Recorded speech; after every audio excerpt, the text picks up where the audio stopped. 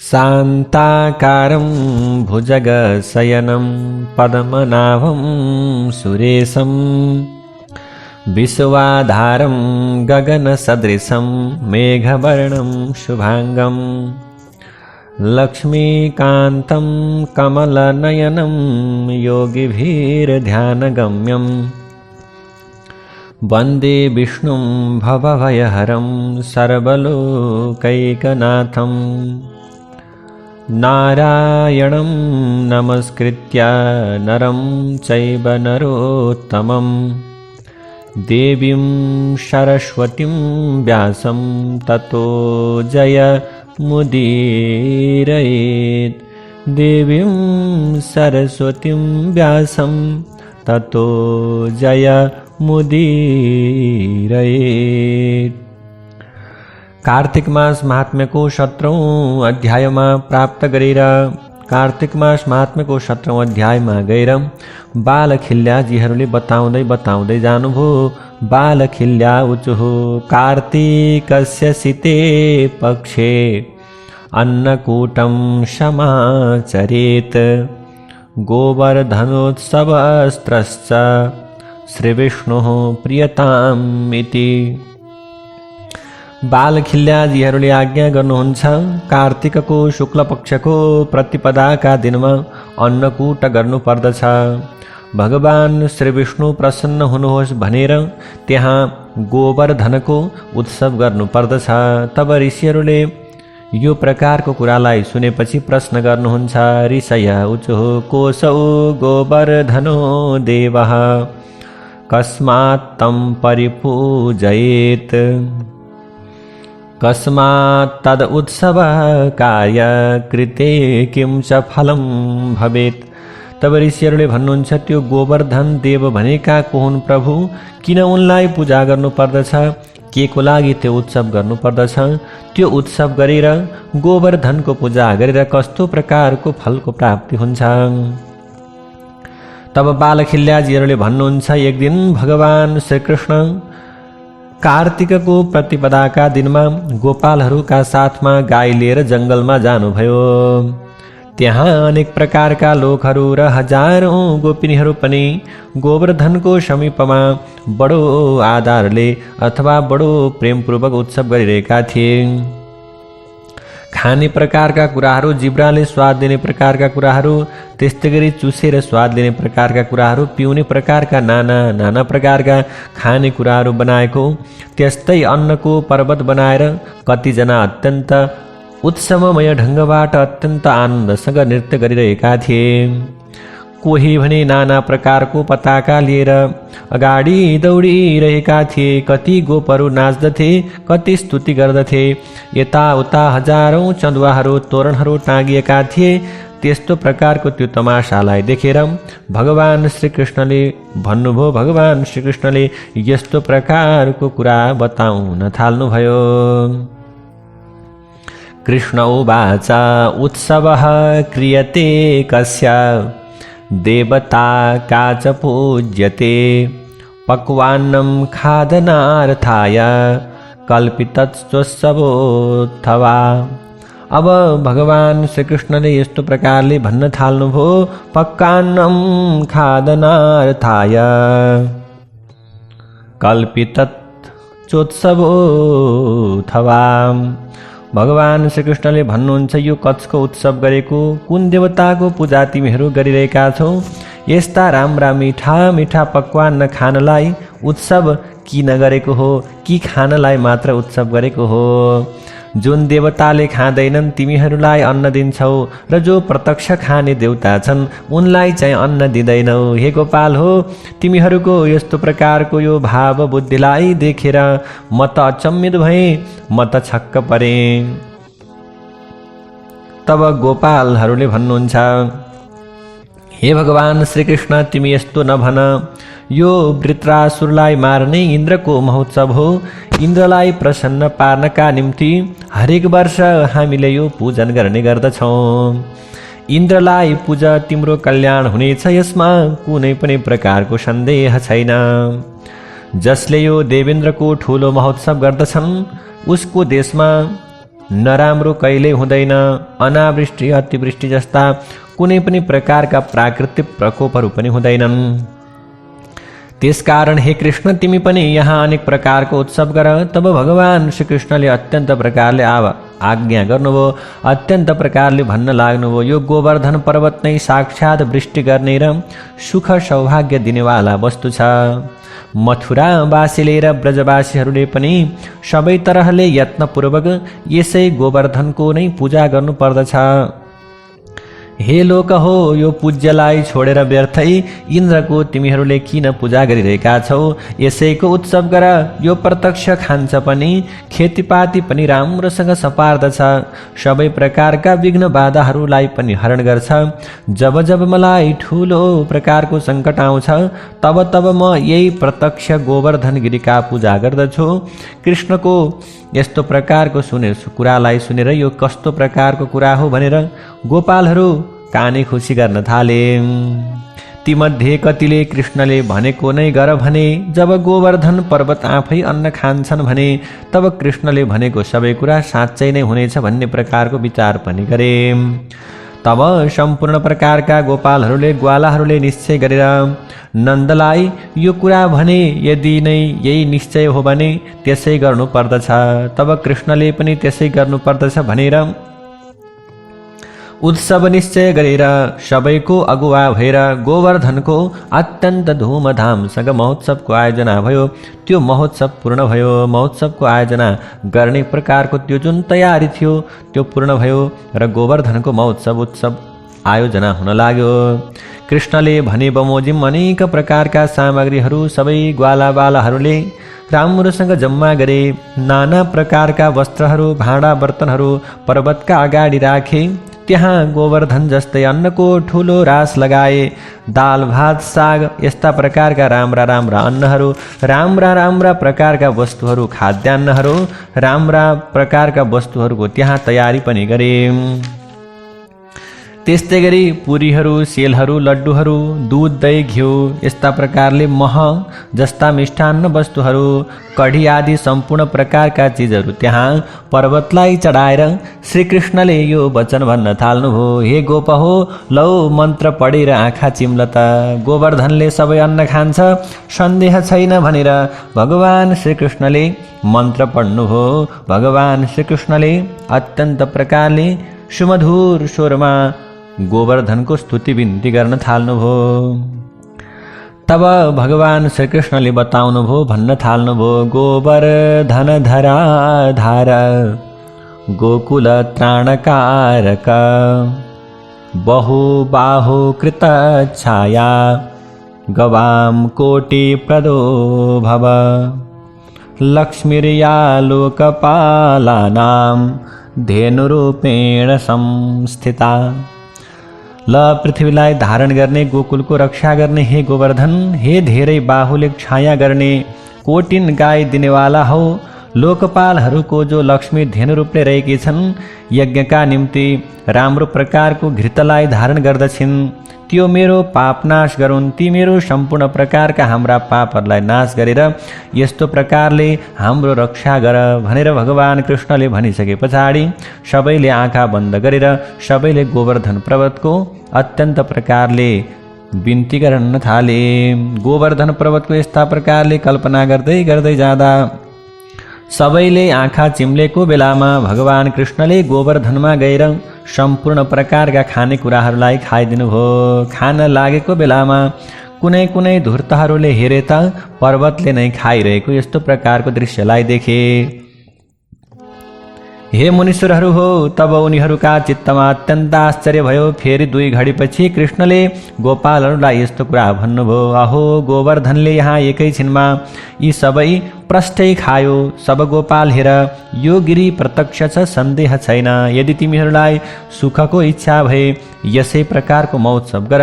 यस्ता तिनका कुरालाई सुनेर भगवान् कृष्णका कुरालाई सुनेर सबैले मनमनै आश्चर्य मान्न थाले। तब इन्द्रको भन्दा 100 गुणा बढ्ता गरेर गोवर्धनको उत्सव गरे। इन्द्रको उत्सव हेर्न एकसाले नारद त्यहाँ आउनुभएको थियो।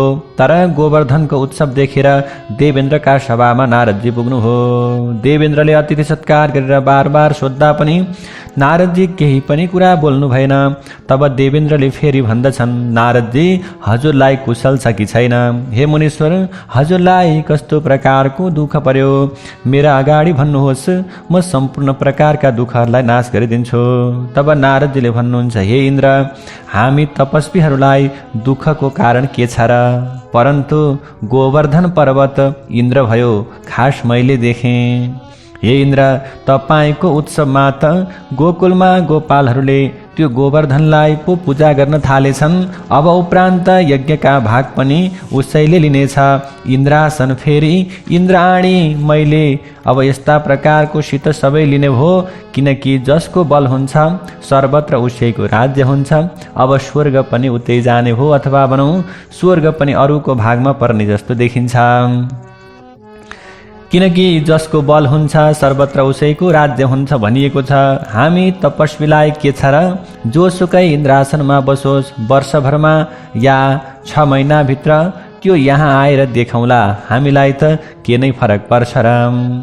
इन्द्रलाई यति भनेर नारदजी पृथ्वी तलतिर जानुभयो। नारदका यस्ता प्रकारका कुराहरूलाई सुनेर इन्द्रले भन्दछन्, अहो ए आवर्त, हे सम्वर्त, हे द्रोण, हे नील, हे पुष्कर आदि सबै मेघ हो, लौ जल लिएर असिनाले सहित भएर झट्टै गोकुलमा जाऊ र गोपालहरूलाई तिमीहरूले जलको वर्षा गरेर उनीहरूलाई मारिदेऊ। अनेक ब्रजपातले गोवर्धन फोरेर टुक्रा टुक्रा पारिदेऊ। समस्त प्रकारका गाईहरूलाई बगाइदेऊ। सारा घरहरूलाई पनि विध्वंस पारिदेऊ। इन्द्रको यस्तो प्रकारको आज्ञालाई सुनेर तब हे मुनीश्वर हो, गोकुलमा अत्यन्त प्रकारको ठुलो मेघ गर्जन हुन थाल्यो। अनि त मध्याह्नको समयमा नै रात्रिको झैँ घोर प्रकारको अन्धकार भयो। आकाशमा बिजुली चम्किन थाल्यो। अत्यन्त प्रकारले आकाश गडगडाउन थाल्यो। अकस्मात के उत्पात भयो भनेर ग्वालाहरू सबै थरथर प्रकारले काँप्न थाले, अत्यन्त डराउन थाले। मेघहरूले असिनाका साथै अघोरै मुसलधारे पानी वर्षाए। तब गोपालहरूले भन्दछन्, प्रभु अब भगवान श्रीकृष्णलाई बिन्ती गर्न थाल्दछन्, हा कृष्ण कृष्ण, हे कृष्ण, किमिदानीं विधीयताम्। सबैले भन्न थाले, हे कृष्ण, कि अब हामी मर्ने हो त? इन्द्र रिसाए, हामी जति पनि प्रकारका ग्वालाहरू सबै गऱ्यौँ, हामीले जुन प्रकारको कर्म गऱ्यौँ त्यो कर्मले गोवर्धन पर्वतको पूजाले गर्दा आज इन्द्र रिसाएछन्। तब भगवान श्रीकृष्णले गोपालहरूको त्यो कुरालाई सुनेर अत्यन्त प्रकारले भन्न थाल्नुभयो, निमिल्याक्षिणी भो गोपा ध्येयो गोवर्धनो नमः।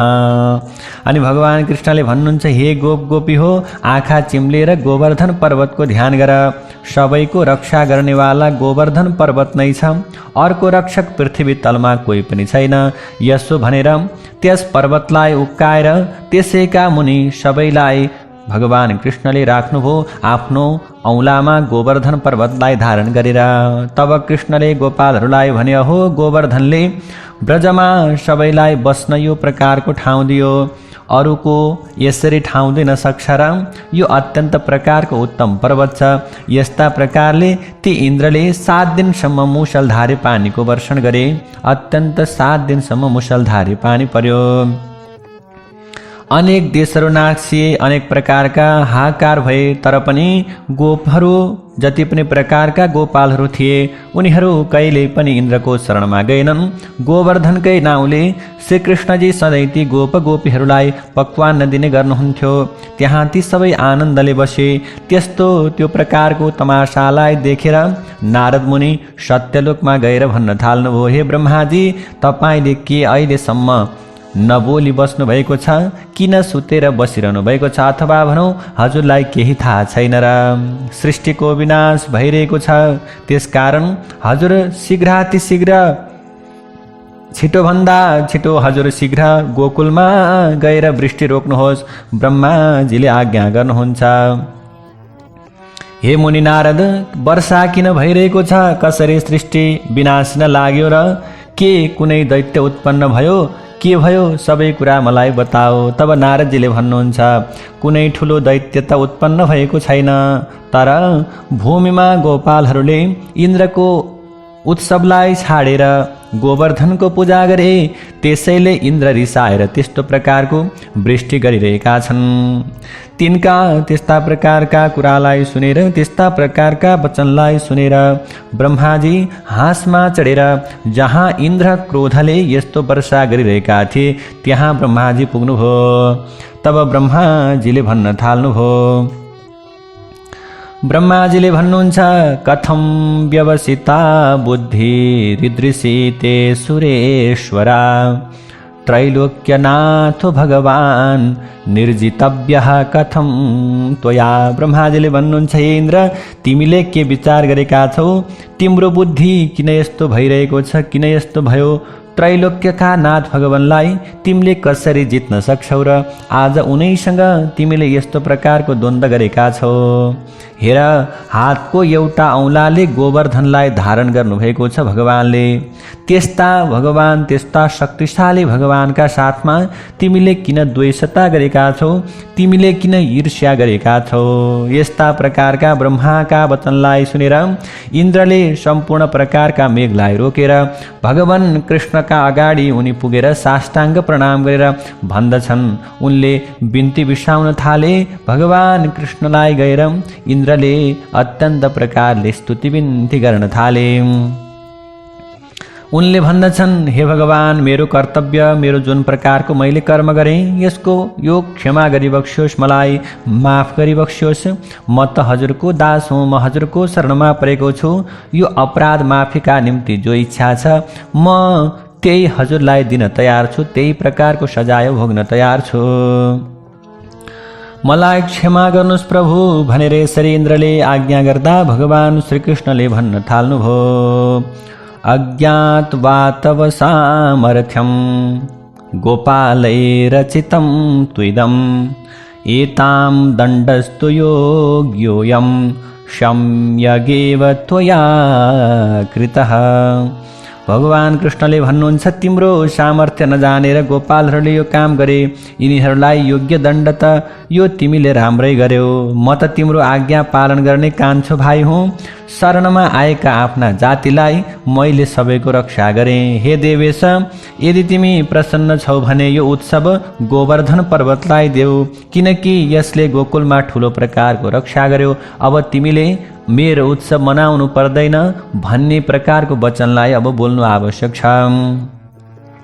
इन्द्रले पनि भगवान श्रीकृष्णको त्यो वचनलाई सुनेर हौस भइगयो हुन्छ भनेर इन्द्र त्यहाँबाट अन्तर्ध्यान भए। इन्द्र त्यहाँबाट अन्तर्ध्यान भइसकेपछि इन्द्र गइसकेपछि भगवान हरिले त्यो श्रेष्ठ प्रकारको गिरीलाई उहीँ राखेर भन्नुभयो।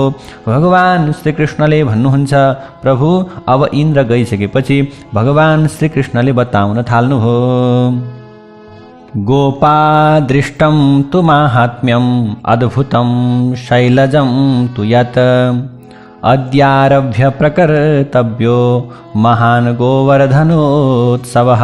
भगवान कृष्णले भन्नुहुन्छ, हे गोपी हो, यस गोवर्धन पर्वतको जो अद्भुत महात्म्य छ तिमीहरूले यो प्रकारको कुरालाई देख्यौ। गोवर्धन पर्वतको यो शक्तिलाई पनि तिमीहरूले प्रत्यक्ष आफ्नै आँखा अगाडि देखेका छौ।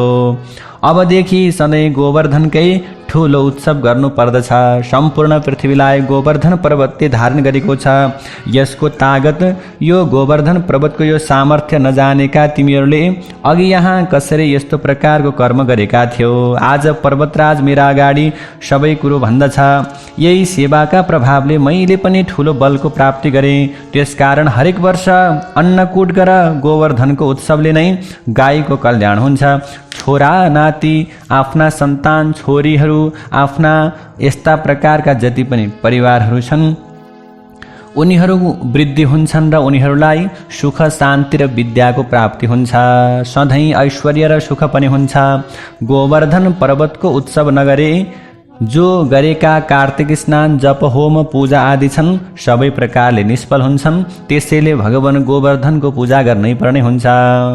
यस्तो प्रकारको त्यो कुरालाई सुनेर सबै गोपालहरूले अत्यन्त निश्चय गरे यो कुरा साँच्चै हो, भगवान श्रीकृष्णले भन्नुभएको यो कुरा अवश्य पनि सत्य हो भन्ने प्रकारको कुरालाई उनीहरूले महसुस गरे।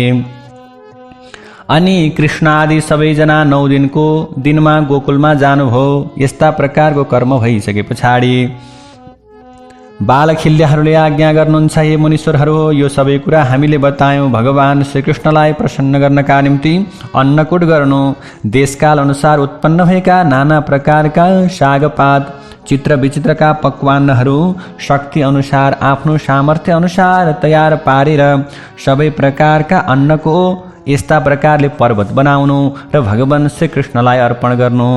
गोवर्धन स्वरूपाय भन्ने यो प्रकारको वचन बोलेर हे गोवर्धनका स्वरूप हुनुभएका भगवान भनेर भगवान कृष्णलाई अर्पण गर्नु पर्दछ। अत्यन्त भक्तिभावले अत्यन्त मनबाट अत्यन्त श्रद्धाका साथमा यो कर्म गर्नुपर्दछ। जसले लोकमा यो कर्म गर्दछ ऊ अवश्य पनि वैकुण्ठ लोक जान्छ, उसको यो लोकमा पनि कल्याण हुनेछ र परलोकमा पनि उत्तम प्रकारको गतिको प्राप्त हुनेछ र भगवान विष्णुका सान्निध्यतामा रहेर विष्णुलोकमा आनन्दले रहन पाउनेछ। जय जय श्री सनत कुमार संहितायां कार्तिक महात्म्ये सप्तदशो विश्राम नारायण हरि हरि।